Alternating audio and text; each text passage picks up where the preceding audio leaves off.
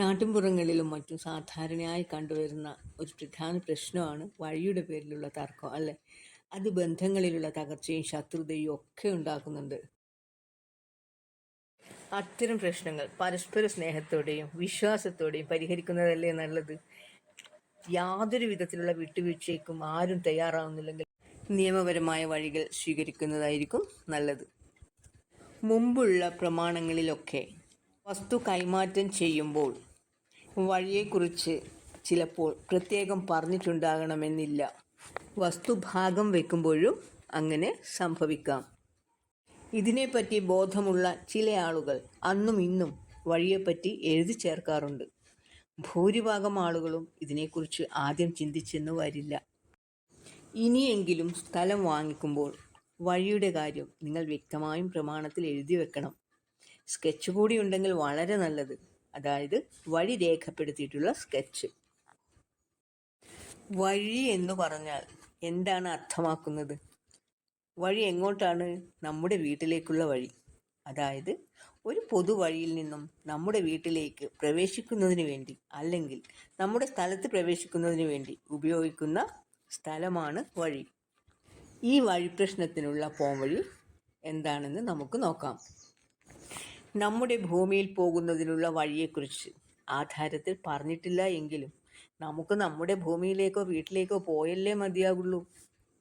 അപ്പോൾ വഴി തീർച്ചയായും വേണം, അല്ലേ? നിലവിൽ നമ്മൾ നടന്നു പോകുന്ന വഴി നമുക്ക് ലഭിച്ചത് ആ വസ്തുവിൻ്റെ ഉടമസ്ഥൻ ഏതെങ്കിലും ഒരു കാലത്ത് അയാളുടെ മുൻഗാമിയോ അല്ലെങ്കിൽ നിലവിലുള്ളയാളോ സമ്മതിച്ചത് പ്രകാരമായിരിക്കാം നമ്മൾ ഈ വഴി ഉപയോഗിച്ചു വരുന്നത്. 20 വർഷം തുടർച്ചയായി നമ്മൾ ഈ വഴി ഉപയോഗിച്ചാണ് പോകുന്നതെങ്കിൽ അത് നമ്മുടെ വഴി അവകാശമായി മാറും. ഈ അവകാശത്തെ നിയമപ്രകാരം റൈറ്റ് ഓഫ് ഈസ്മെൻറ്റ് എന്നാണ് പറയുന്നത്.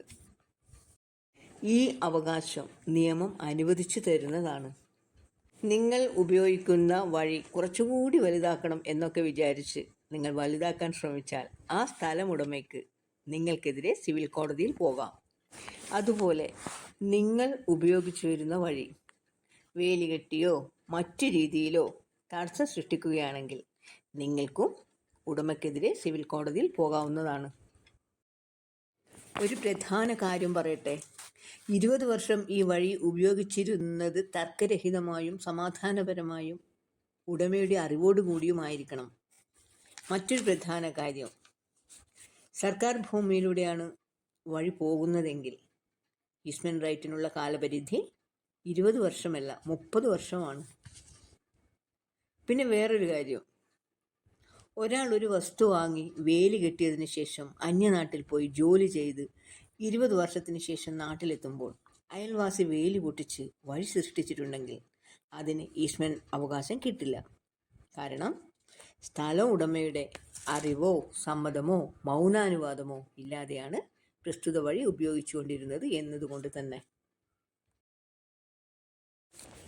വേറൊരു പ്രധാനപ്പെട്ട കാര്യം, നിങ്ങൾ നിങ്ങളുടെ സ്ഥലം വിൽക്കുകയാണെങ്കിൽ ആ സ്ഥലം വാങ്ങുന്നയാൾക്കും പ്രസ്തുത വഴി അവകാശം കിട്ടും. അതുപോലെ വഴിയായി ഉപയോഗിക്കുന്ന സ്ഥലത്തിൻ്റെ ഉടമ അത് വിറ്റുപോയാലും നിങ്ങൾക്കുള്ള വഴി അവകാശം തടസ്സപ്പെടുന്നില്ല. വ്യക്തിയുമായി ബന്ധപ്പെട്ട് കിടക്കുന്ന അവകാശമല്ല, വസ്തുവുമായി ബന്ധപ്പെട്ട് കിട്ടുന്ന അവകാശമാണ്. അതായത് വഴി നടക്കാനുള്ള അവകാശമല്ലാതെ ഉടമസ്ഥാവകാശം ലഭിക്കുന്നില്ല. വഴി സംബന്ധിച്ച് പലർക്കുമുള്ള ഒരു സംശയമാണ് വീട്ടിലേക്ക് അഥവാ വസ്തുവിലേക്ക് പ്രവേശിക്കുന്നതിന് ഇതല്ലാതെ വേറൊരാളുടെ വസ്തുവിൽ കൂടിയും പ്രവേശിക്കാൻ ഈ നിയമപ്രകാരം കഴിയുമോ എന്ന്. ഈ 2 വഴിയും ഈ നിയമപ്രകാരം കിട്ടില്ല. ഒരു വഴി മാത്രമേ കിട്ടുകയുള്ളൂ. അതായത് 2 വഴിയൊന്നും ഒരു വസ്തുവിലേക്ക് വഴിയായി അവകാശപ്പെടാൻ കഴിയില്ല.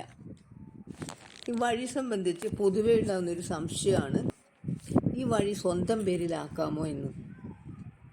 അത് ഉടമസ്ഥന് പൈസ കൊടുത്ത് വാങ്ങാം. പക്ഷേ ഈ ഭൂമിയിൽ നിങ്ങൾ മാത്രമാണ് വഴിയായി ഉപയോഗിക്കുന്നത് എങ്കിൽ ഒരു വസ്തുവിലേക്ക് പ്രവേശിക്കുന്നതിന് യാതൊരു വഴിയുമില്ല. 20 വർഷം തുടർച്ചയായി ഒരു വഴിയും ആ വസ്തുവിലേക്ക് പ്രവേശിക്കുന്നതിന് ഉപയോഗിച്ചിട്ടുമില്ല. പല വഴികൾ ഉപയോഗിച്ചാണ് ആ വസ്തുവിൽ പ്രവേശിച്ചിരുന്നത്. എങ്കിലും ഈ നിയമപ്രകാരം പരിഹാരമുണ്ട്.